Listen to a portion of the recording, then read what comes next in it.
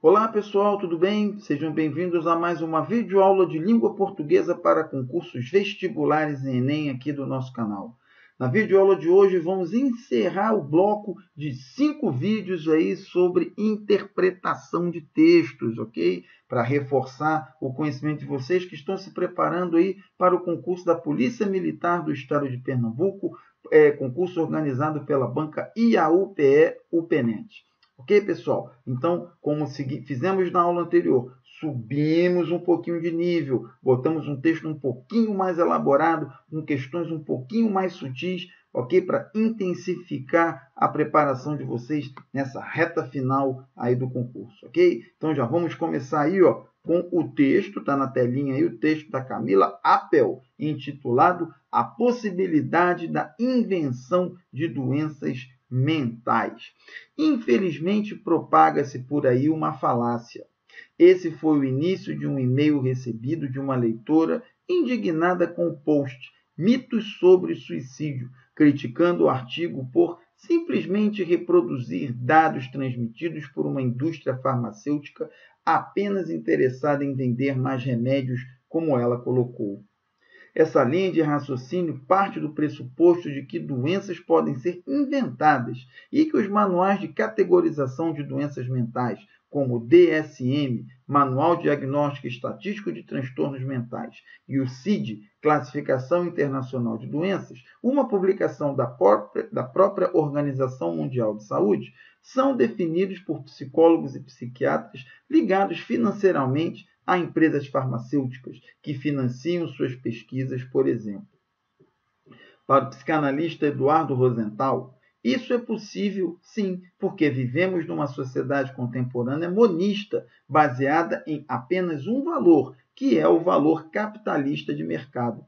Ela substitui a sociedade moderna, que era dualista, oscilando entre o bem e o mal. Todas as práticas humanas se mobilizam em direção ao maior valor da cultura, que é o valor de mercado. Isso é automático. Não se trata de nenhuma teoria da conspiração. Somos seres moldados pela cultura em que vivemos, Rosenthal diz. Para o psicólogo Tiago Sarkis, psicanalista de Belo Horizonte, doenças inventadas podem ocorrer como fruto de erros e não de más intenções. Ele também diz ser perigoso falarmos de maneira tão categórica sobre a relação entre estudos psiquiátricos de transtornos mentais e o objetivo de se ofertar algo para aquecer o mercado farmacêutico. Haveria equívocos em estudos e classificações, assim como a hipermedicalização da vida. Mas isso diria muito mais sobre quem recebe os resultados dos estudos e medica seus pacientes a partir deles, do que sobre quem os produziu. Sarkis diz estar certo de que boa parte dos estudiosos sobre os transtornos mentais estão efetivamente acreditando, talvez mais piamente do que devessem, naquilo que estão fazendo, dedicando-se e confiando em suas descobertas. O que guia a ciência, hoje e sempre, é a dúvida, o questionamento. Quando a ciência vira ou é vista pelas pessoas como uma indústria de produção de verdades, um guia absoluto, temos um problema.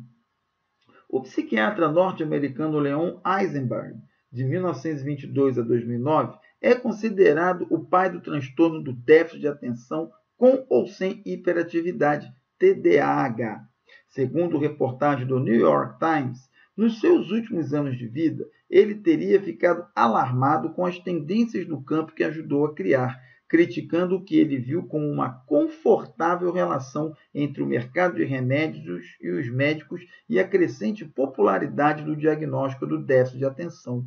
O semanário alemão Der Spiegel trouxe uma reportagem de capa, em 2012, com uma declaração bombástica de que Eisenberg teria dito que o TDAH é uma doença inventada. Entre outras informações importantes da matéria, tem o fato de Eisenberg mencionar que o componente genético da doença foi superestimado e afirmar que psiquiatras infantis deveriam investigar as motivações psicossociais que possam causar os sintomas da doença, como verificar se existem problemas de relacionamento na família, se os pais vivem juntos ou se estão brigando muito, por exemplo. São questões importantes, mas demandam muito tempo para serem respondidas. Sendo assim, é mais fácil simplesmente medicar. Rosenthal diz receber muitos pais em consultório imaginando que seu filho tem a doença e muitas vezes já fazendo uso de medicação como a Ritalina. Ele não se coloca contra remédios, mas sim contra a medicalização hegemônica da sociedade, ou seja, o excesso de medicação que hoje se prescreve. Você dá a medicação e não trabalha com a subjetividade. É mais rápido e mais fácil, mas a longo prazo não serve. Se tirar a medicação, volta tudo. Então, da leitura do texto, temos aí já a questão de número 1, que diz o seguinte: considerando os aspectos da textualidade que concorrem para a coesão e a coerência, anotem essas palavrinhas, pessoal, porque esse é um dos pontos mais cobrados aí na interpretação de texto moderna, ok? Então, a coesão diz respeito às ligações entre as partes do texto e a coerência diz respeito sobre a organização dos sentidos do texto da informação, ok? Então, olho vivo nessas palavrinhas aí, ok? E aí o comando da questão, continuando, vai dizer: particularmente no que se refere aos elementos relacionadores, analise as afirmativas a seguir. Então, no 1, temos o segmento, essa linha de raciocínio, segundo parágrafo, retomando o trecho: simplesmente reproduzir dados transmitidos por uma indústria farmacêutica apenas interessada em vender mais remédios. Articula os 2 parágrafos e promove a progressão temática. Verdadeiro, né, gente? Correto aqui. E aí vocês têm também, porra, professor, mas que diacho é isso de articular progressão temática? Que raio é isso aí? Ok? Simples, pessoal. Vamos lá devagar. O que é articular o texto? Articular significa você unir 2 partes do texto. Ok? Quando você articula alguma coisa, você une usando aí um elemento qualquer que possa promover essa união. Isso é você fazer a articulação. Quando você junta um pedaço que adiciona uma informação nova ao que já foi dado antes, você está fazendo uma progressão temática. Ou seja, você está colocando uma informação a mais sobre aquilo que você acabou de dizer. Certo? Então, o que está acontecendo aqui? Ele está dizendo que essa linha de raciocínio, principalmente por causa desse essa aqui, ó, esse é o elemento conectivo. Okay? E ele retoma, ou seja, ele se refere a toda essa sequência aqui e ainda dá uma informação nova. Ok? Então, correto. Ok? É um tópico aí, ó, da coesão, certo? Que tem a ver com o uso aqui dos elementos referenciais e também da coerência, certo? Porque está falando aí da progressão temática, de você colocar mais informações no texto. Ok? Na afirmativa 2, temos, na afirmação isso é possível, do terceiro parágrafo, o termo destacado, que é o isso, vou marcar aqui, ó. O termo destacado sintetiza o conteúdo do parágrafo anterior e evita, assim, uma repetição que provavelmente comprometeria a progressão textual. Então, se a gente voltar lá no texto, ao terceiro parágrafo, a gente vai ter, ó, aqui está o parágrafo 1, aqui está o parágrafo 2. Então, isso é possível. Isso o quê, gente? O que é o isso? O isso é tudo que está sendo dito no parágrafo anterior. Então, é correto aqui a afirmativa 2. Ele retoma, ok? E evita uma repetição. Tá? 3. No trecho, haveria equívocos em estudos e classificações, assim como a hipermedicalização da vida, mas isso diria muito mais sobre quem recebe os resultados dos estudos e medica seus pacientes a partir deles, do que sobre quem os produziu. Ok? Os pronomes destacados substituem, respectivamente, os termos hipermedicalização da vida e seus pacientes, ok? Aí seria o isso, né, que está aqui, ó, né? Seria esse primeiro pronome. Vou botar aqui meu ponteirinho, ok, para marcar para vocês, ó. Aqui o isso, né, tá aqui, certo? É o primeiro pronome e o outro aqui é o deles, certo? Então, nós vamos ter os pronomes substituem hipermedicalização, né? E o isso se refere a isso aqui, ó. Não, na verdade, gente, ele não se refere a esse trecho. Ele se refere a esse aqui, ó. Ok? O que diria muito mais? Ok? Equívocos em estudos e classificações. Ok? Então, o isso retoma algo que está mais para frente. E medica os seus pacientes a partir deles. O deles substitui paciente, se refere a pacientes? Não, ok?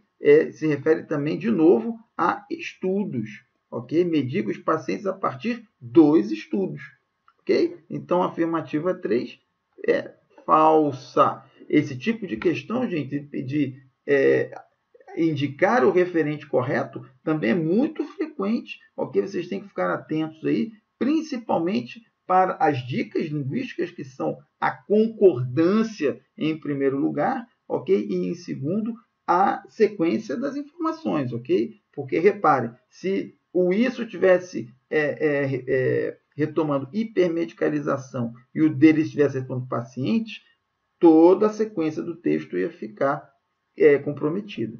Okay? E na 4, com base no trecho, Sarkis diz estar certo de que boa parte dos estudiosos sobre os transtornos mentais estão efetivamente acreditando naquilo que estão fazendo, dedicando-se e confiando em suas descobertas, do 5º parágrafo. Deve-se compreender que o entrevistado defende a ideia de que a maioria dos estudiosos confia nas descobertas, ok? Seria correto essa afirmação? Não, né, gente? Porque não é o entrevistado, ok? Que defende isso, certo? Então, a questão 4 aqui, nós vamos ter, deixa eu botar o meu ponteirinho aqui de novo, galera, para vocês, uma afirmativa que está errada também. Então, somente a 1 e a 2 estão corretas. Questão correta, letra A. Questão 2, agora mais simplesinho, mas, gente, tem que ficar atento, olha lá. O que é a conotação? Conotação é o sentido figurado, ok? Então, uma linguagem conotativa ou conotação, quando nós usamos algo no sentido figurado, subjetivo, que vai acontecer onde? Vai acontecer aqui no item C, ó. Ofertar algo para aquecer o mercado. Você não vai pegar o mercado e colocar no fogo, assim, debaixo de um maçarico, de um bico de gás. Okay? Então, essa palavra aquecer aqui, ó, no sentido de estimular, né, o mercado farmacêutico, está sendo usado num sentido claramente conotativo e, por isso, letra C é a resposta correta. Esse tipo de questão também é muito frequente, viu, pessoal? Fiquem de olho aí, ok? Para saber reconhecer os sentidos figurados. Na questão 3, temos o seguinte: acerca do significado de algumas palavras ou expressões do texto 1 e considerando o contexto em que são empregadas, assinale a alternativa que traduz corretamente. Então, vamos lá, pessoal. Trata-se aí de indicar a resposta correta. Já vimos que esse tipo de questão caiu em várias provas que nós comentamos aqui, hein, galera? Então, fiquem de olho aí para essa dica, que é estudar a semântica, praticar bastante esse tipo de questão. Então, temos no item A, com a afirmação, infelizmente, propaga-se por aí uma falácia. A leitora quis dizer que lamentava o costume de as pessoas falarem muito acerca do que não sabem. Não, gente, falácia, ok? Falácia, essa palavra aqui, significa um sofisma, uma mentira, algo que não é verdadeiro, algo que não está fundamentado. Okay? Esse é o sentido de falácia, não tem a ver com aquilo que não sabem.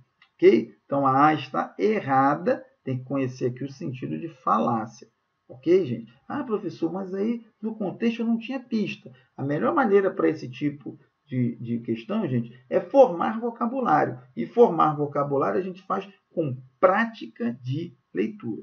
Ok? Então, procurem ler bastante para ter um bom vocabulário e, ao mesmo tempo, que vão praticando questões como essa daqui. No item B, vamos ter, com o emprego da expressão sociedade contemporânea monista, o entrevistado deseja destacar que a sociedade atual valoriza questões monetárias. Não, monisto não quer dizer, não tem a ver com monetário, só o som que é parecido, tá, gente? Monista quer dizer único, uma única coisa, uma única posição, uma coisa individual, ok? É o oposto do dualista, que é o já de dois, ok? Se refere a duas coisas.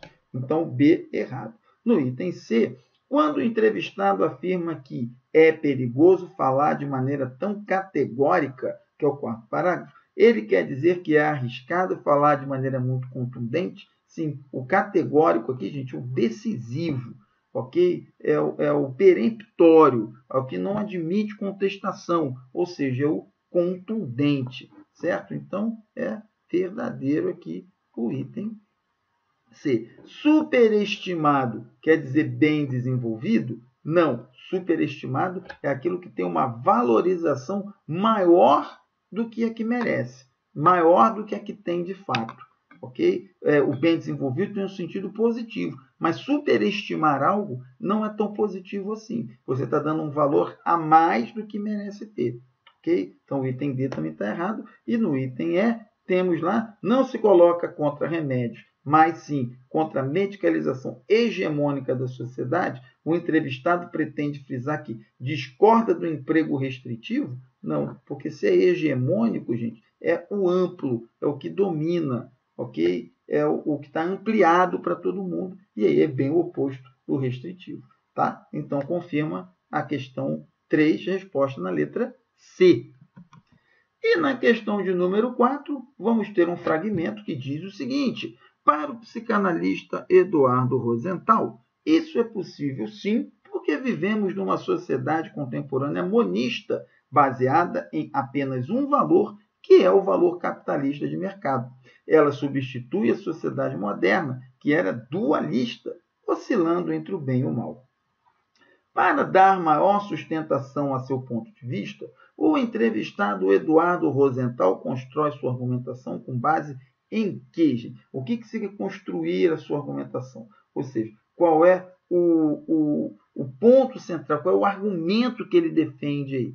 Ok? E como é que, obviamente, ele faz essa estruturação. Ok? Então vamos lá. Na especificação da atividade profissional de Eduardo Rosenthal, que é psicanalista, não, dizer que ele é psicanalista dá peso à argumentação, mas a argumentação não é construída em torno do fato de ele ser psicanalista, certo? Ou seja, não é o que sustenta o raciocínio dele de que há um exagero na prescrição médica, né, em passar remédio para as pessoas. Isso aí, essa ideia não é sustentada pelo fato de ele ser psicanalista. Então, o item A, vamos descartar.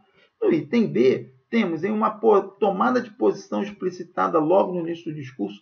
Isso é possível? Ok? Não, isso é possível não dá, assim, uma tomada de posição. Ok? Ele dá um ponto de partida para a argumentação, mas não é a posição que ele está defendendo. Ok? No item C, temos no sentido de afirmação, ratificação, presente no advérbio sim, que é esse sim aqui, ó, que está no meio do texto, vamos marcar aqui. Ó. Não, né, gente? Esse sim aí, mais uma vez, reforça a argumentação, mas não é o argumento central defendido pelo autor. Tem que ficar de olho nisso aí para não perdê-la. A questão está pedindo, constrói sua argumentação com base. Ou seja, qual é o argumento principal? O sim aí é um reforçativo, ok?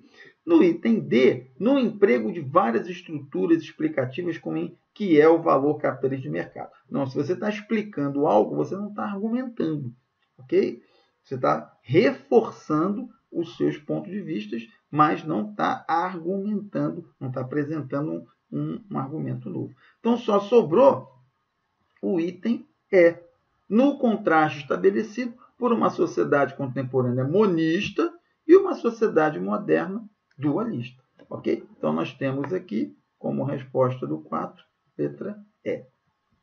E, por fim, na questão 5, com base na leitura do texto 1, é correto afirmar que o sistema global se desenvolve em torno da relação entre quê, pessoal? Então, tema global, eu já falei para vocês, né? É o sentido do texto como um todo, que é o tipo de questão mais frequente, ok? Então, qual é o tema global do texto aí? Ok? O tema global, gente, vai ser o que está expresso aqui, ó, no item D. Vamos direto para a resposta aqui para facilitar um pouquinho a vida de vocês, tá? A viabilidade da manipulação de pesquisas científicas e o incremento dos lucros da indústria farmacêutica. O texto diz lá que existem muitas pesquisas que são manipuladas de maneira a fazer com que a indústria tenha lucro. E como isso é ruim, né? Como isso se reflete na hipermedicação, ok? E que, obviamente, dá um lucro maior para a indústria farmacêutica. Ok? Uma outra opção, né, que poderia colocar aqui, mas que está colocada para confundir, né, o aluno, seria aqui o item A, por exemplo, relatos fantasiosos sobre o suicídio e o aumento dos índices dessa prática. Isso aqui, ó, não é citado no texto. Ok? De fato, existem coisas fantasiosas sobre o suicídio que são colocadas, mas o texto não está dizendo que o número de suicídios aumentou. Tá? Então, estava aí para confundir vocês. No item B, publicação de manual de categorização de doenças e o pressuposto de que doenças mentais podem ser inventadas. Não, o texto condena a ideia de que condena a ideia de certas pessoas em acreditar que doenças mentais podem ser inventadas. Ok? Ele critica isso, então não toma como pressuposto. E, por outro lado, a publicação de manuais de categorização, que é a primeira aqui do item B, ó, esse trecho aqui, isso aí, gente, é colocado no texto como sendo algo corriqueiro, já que a Organização Mundial de Saúde é que defende isso. Ok? Então, essas aí poderiam confundir vocês aí, né? O item C também, ó, a existência de uma sociedade moderna que oscilava entre o bem e o mal e o estabelecimento de uma sociedade contemporânea capitalista. Não, na sociedade que oscilava entre o bem e o mal, não era a sociedade moderna, né? Era uma sociedade que vinha um pouco antes da época moderna, ok? Então, esse adjetivo aí mataria o item C, ok? Então, ficamos aí a resposta no item D, na questão de número 5. A gente encerra por aqui, pessoal, né? Esse bloco de 5 questões de interpretação de textos, procurando reforçar a preparação de vocês nesse ponto específico. Para os próximos vídeos, vamos voltar aí às questões de gramática, ok? Na reta final de preparação aí para o concurso da Polícia Militar de Pernambuco, ok? Estamos com vocês, pessoal. Ainda vamos lançar mais alguns vídeos aí para vocês, ok? Se liga aqui no nosso canal para encontrar um material gratuito, acessível e de qualidade, ok? Espero vocês na próxima videoaula. Um abração e até lá.